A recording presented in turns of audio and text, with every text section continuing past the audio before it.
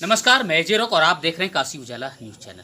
इस वक्त हमारी उपस्थिति सुहेल देव स्वाभिमानी पार्टी के प्रदेश अध्यक्ष ब्रिजेश राजभर जी हैं। हम बातचीत करने वाले हैं इस पार्टी को लेकर और वर्तमान सरकार जो चल रही है उसके बारे में।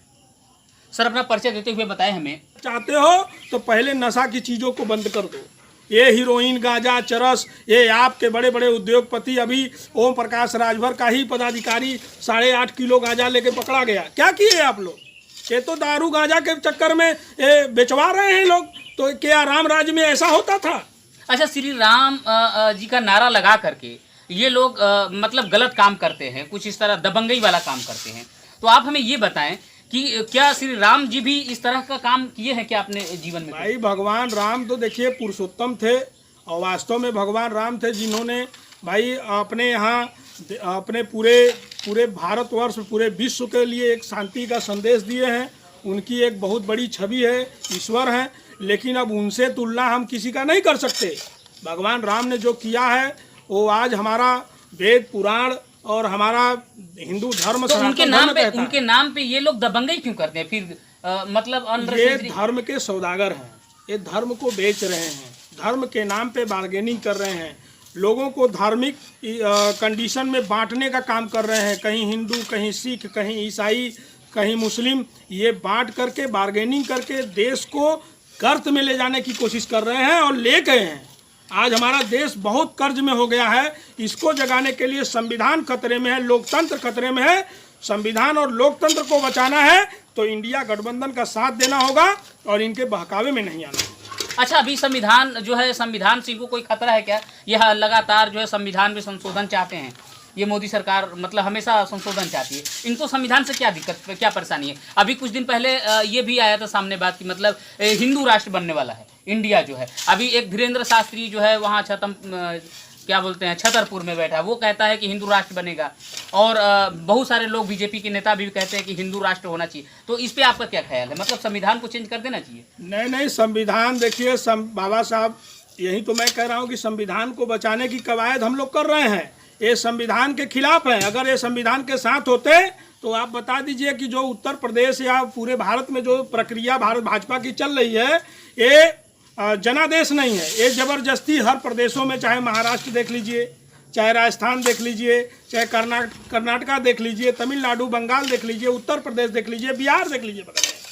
अब ये लोग जबरदस्ती खरीद फरोख्त पर भरोसा करते हैं और इनको संविधान और लोकतंत्र से कोई लेना देना नहीं। हम कह रहे हैं कि न्यायालय है, अपने यहाँ कोर्ट है, कचहरी है, सुप्रीम कोर्ट है ना।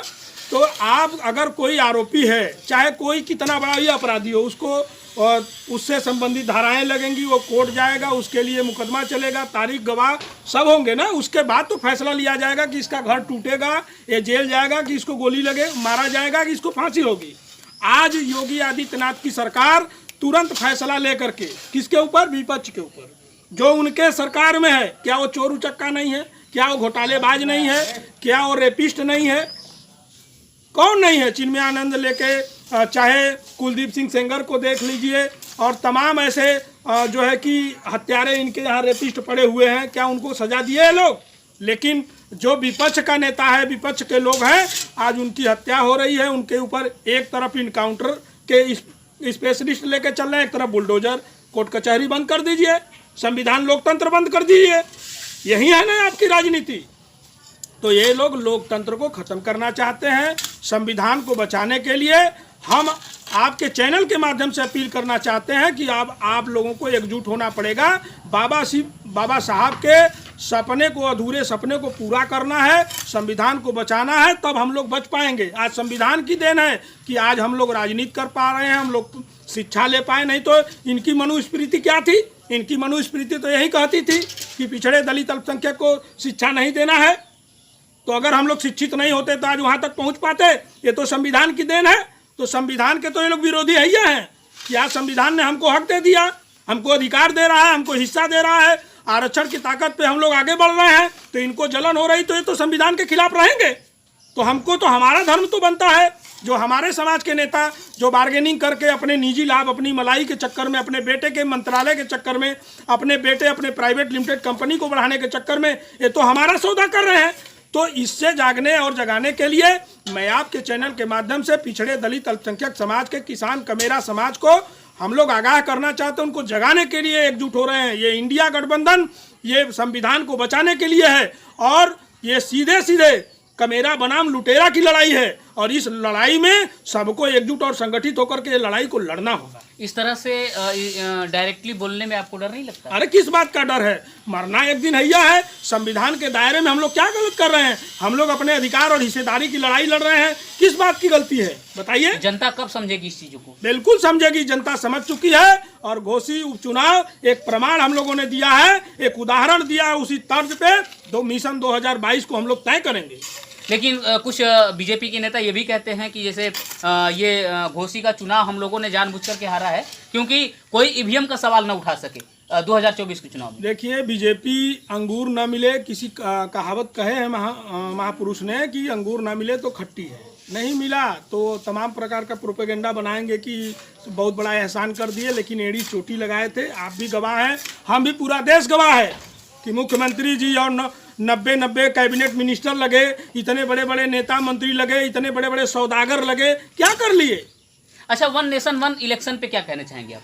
1 नेशन 1 इलेक्शन पे हम यही कहना चाहेंगे कि अगर उस तर्ज पे भारतीय जनता पार्टी काम करना चाहती तो आज घोसी उपचुनाव नहीं होता।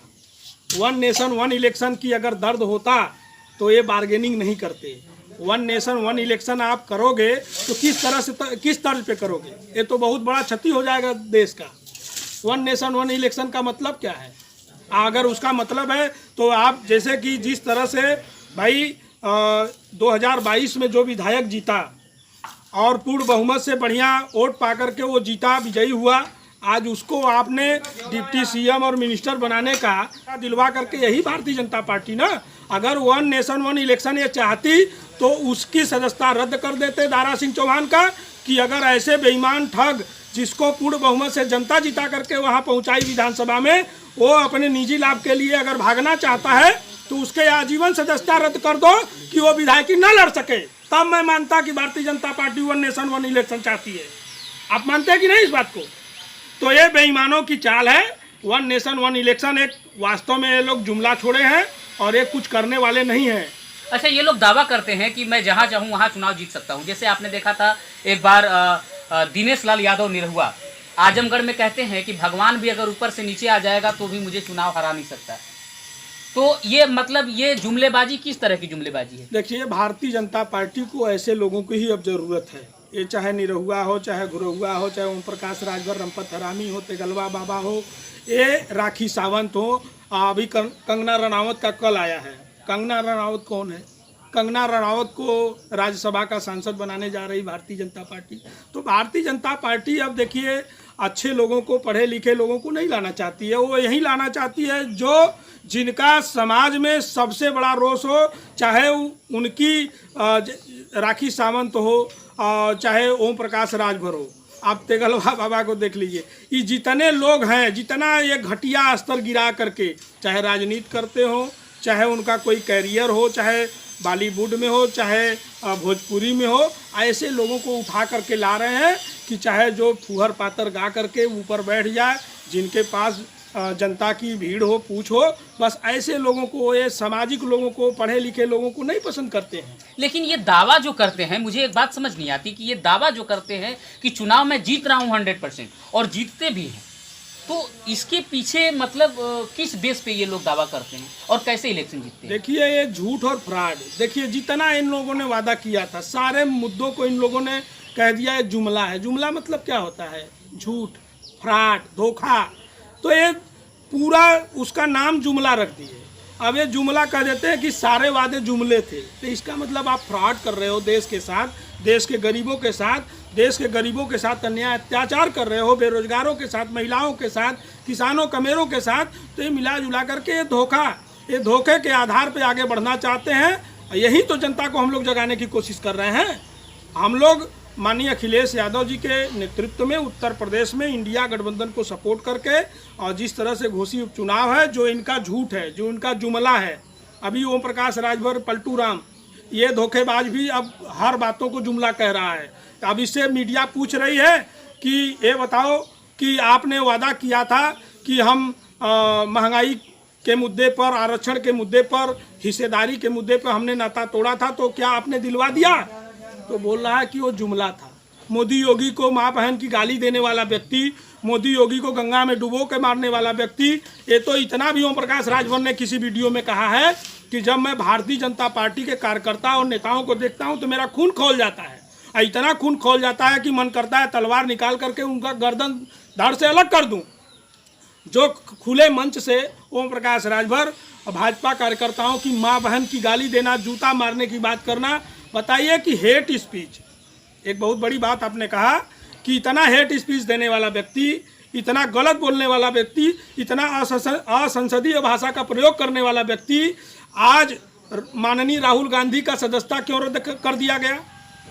कि भारतीय जनता पार्टी का कहना था कि ये हेट स्पीच दिए हैं, ये असंसदीय भाषा का प्रयोग किए हैं, तो उनकी सदस्यता चली गई संसद से, माननीय राहुल गांधी जी का। और माननीय आजम खां साहब, उत्तर प्रदेश समाजवादी के विधायक, आप पूर्व मंत्री रहे, अब उनकी सदस्यता क्यों चली गई? असंसदीय भाषा का प्रयोग करना, हेट स्पीच के वजह से उनकी सदस्यता चली गई। अब बताइए, उसी तर्ज पे ओम प्रकाश राजभर को देखिए। ओम प्रकाश राजभर जिस दल में गया, कोई ऐसी जाति नहीं है, कोई ऐसा दल का नेता नहीं है जिसको वो माँ बहन की गाली न दिया हो। भाजपा में गया तो समाजवादी, बहुजन, कांग्रेस की माँ बहन एक कर दिया। समाजवादी में गया तो भाजपा को, कांग्रेस की माँ बहन एक कर दिया। मोदी योगी को नहीं छोड़ा, जो देश के प्रधानमंत्री और मुख्यमंत्री प्रदेश के हैं, और अपने देश के गृह मंत्री को माँ बहन की गाली दिया। पूरे भाजपा के कार्यकर्ताओं की माँ बहन एक कर दिया। अपने समाज के लोगों को कहा कि अगर अपने माँ बाप की औलाद हो तो तुमको समाजवादी घात करोगे तो अपने समाजवादी को वोट नहीं दोगे, तो अपने समाज को पियक्कड़ कहा, अपने समाज को दारूबाज कहा। बताइए, इतना हेट स्पीच देने वाला व्यक्ति, मैं तो भारतीय जनता पार्टी के नेताओं से, उनके लोगों से पूछना चाहता हूं कि ये ओम प्रकाश राजभर की सदस्यता कब रद्द करोगे? अब क्या, कौन सी गाली देगा तुम लोगों को? अब अभी सर एक वीडियो वायरल होता है, जागो राजभर जागो, इस पे ओम प्रकाश जी का क्या बयान है, क्या चाहते हैं ये? ओम प्रकाश राजभर का जो बयान आया है ये तो बहुत ही निंदनीय है, मैं इसका खंडन करता हूँ। ओम प्रकाश राजभर अपने समाज को लूटने और ठगने में आज इतना मतलब कि निचले स्तर पे गिर गए कि आज जिस जागो राजभर जागो ने राजभर समाज के आरक्षण के लिए, एसटी आरक्षण की मांग के लिए हाई कोर्ट जा कर के पटिशन दाखिल करते हैं, और उनकी टीम इतनी मेहनत अथक प्रयास करने के बाद आज पूरे उत्तर प्रदेश में समाज की सर्वे कराया, सर्वे रिपोर्ट आ रही है, सिस्टम बन रहा है, उस पर सरकार को मजबूर कर दिए और उस पर सोचने के लिए आज उनको धन्यवाद देना चाहिए। लेकिन समाज के ऐसे सौदागर ओम प्रकाश राजभर जैसे बेईमानों ने जब कल एक ऐसी टिप्पणी किया है, उसके लिए मेरा दिल बहुत आहत हुआ। मैं तो धन्यवाद देना चाहता हूं जागो राजभर जागो की पूरी टीम को कि समाज की जहां गणना नहीं थी, पूछ नहीं थी, वो हाई कोर्ट जा कर के वहां दाखिला करके अपने समाज की गणना और गिनती और सर्वे कराने के लिए सरकार को मजबूर कर दिए और सरकार को करना पड़ा। इससे क्या लाभ होने वाला है? अगर जागो राजभर जागो का गणना अगर हो रही है, इससे लाभ क्या होने वाला है? भाई, इससे आरक्षण अगर आपको मिल जाएगा, जिसमें देखिए आरक्षण लोगों का मूलभूत अधिकार है, ये नहीं किसी का एहसान है, ये अधिकार है, अधिकार के लिए लोग लड़ते हैं। अगर वास्तव में आरक्षण मिल जाएगा तो शिक्षा से लेकर, रोजगार से लेकर के हमारे समाज का तमाम तरह विकास हो जाएगा। और आरक्षण के अगर सूची में आएंगे तो आरक्षण से हमारे समाज में राजनीतिक हिस्सेदारी बढ़ेगी। हमारा जैसे कि समाज के बच्चों का जो युवा है, जो पढ़े लिखे लोग हैं, उनके लिए फ्री कोचिंग की व्यवस्था, सिस्टम की व्यवस्था जैसे अन्य समाज के लोगों को मिलता है, पिछड़े दलित में, एसटी एससी समाज में मिलता है, जैसे उनका ग्रोथ हुआ, विकास हुआ, तो वैसे राजभर का भी हो जाएगा। तो उस पर ओम प्रकाश राजभर जो समाज की सौदेबाजी कर रहा है, उसका मकसद ये है कि जिस दिन आरक्षण अधिकार मिल जाएगा तो हमारी दुकान बंद हो जाएगी। ये अपनी दुकान चलाना चाहता है, इसलिए जागो राजभर जागो की टीम को वो सौदागर और लुटेरा करा, जबकि ओम प्रकाश राजभर एक प्राइवेट लिमिटेड अपने दोनों बेटों के साथ समाज को ठगने और लूटने का काम किया है। और आरक्षण की लड़ाई, आरक्षण तो ये भी लड़ रहा था, आरक्षण तो ओम प्रकाश राजभर शुरुआती दौर में कि हम समाज को हिस्सेदारी आरक्षण अधिकार दिलाएंगे, अनिल राजभर ने यही कहा था, सारे लोगों ने कहा।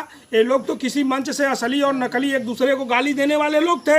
अनिल राजभर ओम प्रकाश को असलम राजभर कहा करता था, ओम प्रकाश राजभर उसको माँ बहन की गाली दे करके, और जो कि विधानसभा में जाकर के सदनों में इन्हें असली नकली का रोना रोया, गाली दी एक दूसरे को। लेकिन अब तो एक दूसरे दोनों तो एक मंच पे आ गए हो। तो मैं तो ये कहना चाहता हूँ आपके चैनल के माध्यम से, अब क्या दिक्कत है, डबल इंजन की सरकार है, असली नकली राजभर दोनों एक ही पे हो गए। अब दोनों तय कर लो कि कौन असली और कौन नकली है। और कम से कम अब डबल इंजन क्या ट्रिपल इंजन हो गई, ट्रिपल इंजन की सरकार हो गई। अब कब दिलवाओगे तुम लोग आरक्षण? अगर आरक्षण दिलाने की औकात नहीं है, अगर तुम अपना श्रेय लेना चाहते हो तो भारतीय जनता पार्टी से हमारे समाज को आरक्षण दिलवा दो, और नहीं तुम्हारी औकात है तो इस्तीफा दे करके घर बैठ जाओ, हम लोग तुम्हारा साथ देने का काम करेंगे। इंडिया बनाम भारत को लेकर मोदी जी का कहना है कि ये अंग्रेजों का दिया हुआ नाम है, इसको हम चेंज करेंगे। तो ये अंग्रेजों का दिया हुआ, तो हिंदुस्तान के अंदर बहुत कुछ है, भारत के अंदर बहुत कुछ है, तो किन किन चीज़ों को ये चेंज करने? अंग्रेजों का दिया हुआ तो अंग्रेजों का तमाम कानून चल रहा है, पहले उसकी समीक्षा कर लें। अंग्रेजों का दिया हुआ तो बहुत, यहाँ पे इंडिया गेट है, उसको कैसे मिटाओगे? उसी को तो जा करके इंडिया गेट पे तो सलामी देते हो। मैं तो आपके चैनल के माध्यम से मोदी जी हो, चाहे योगी जी हो, और चाहे जो भी भाजपा का नेता हो, आज इंडिया गेट पे जा करके जो सलामी आप लोग देते हो 26 जनवरी और 15 अगस्त को, आज गेटवे ऑफ इंडिया है, मुंबई में है, तमाम अंग्रेज़ों का बनाया हुआ बड़े बड़े रेलवे स्टेशन हैं, बड़े बड़े एयरपोर्ट हैं, तमाम अंग्रेज़ों का बनाया हुआ सिस्टम है। कहाँ तक ख़त्म करोगे, कैसे ख़त्म करोगे? अरे बिल्कुल आप सुधार करिए। जो इंडिया नाम पड़ा है, आज इंडिया आज आपको 1 महीने से आपको खलने लगा। आप सरकार में इतने दिन से हो, हैं? आप इतने दिन से हो, आपको इंडिया की तब सूझबूझ नहीं आई थी। और जब इंडिया गठबंधन बना करके विपक्ष के नेताओं ने अपनी हिस्सेदारी, अपनी अधिकार, अपने लोगों की लड़ाई लड़ना शुरू कर दिया, किसानों कमेरों की लड़ाई लड़ना शुरू कर दिया, तो आपको इंडिया से एलर्जी होना शुरू हो गया। तो ये मिला जुला करके एक जलन है इनको, इनकी पैरों तले जमीन खिसक चुकी है। जलन है या फिर डर है? डर है, डर है, डर है। ये डर गए हैं कि अब हमारी सरकार चली जाएगी, अब हमारी दुकान बंद होने वाली है, यही डर सता रहा है। इसके लिए ये लोगों को इंडिया से एलर्जी हो गई है। Thank you.